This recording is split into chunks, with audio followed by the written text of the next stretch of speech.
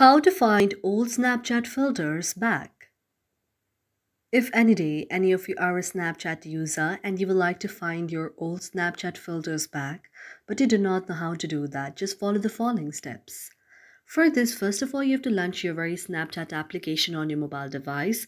You can tap on Snapchat like this. After you tap on Snapchat like this, Snapchat will be launched on your mobile device.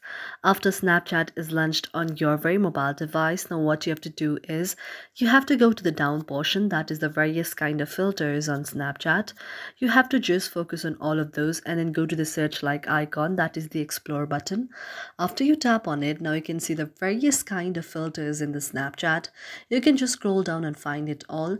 Otherwise, what you can also do is you can go to the search icon and then you can choose the very option or the filters that you want.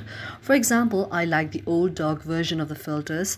Now here you can see the various kind of filters that are available that are old filters as well. So this is the way on how you can search the various old filters on your Snapchat.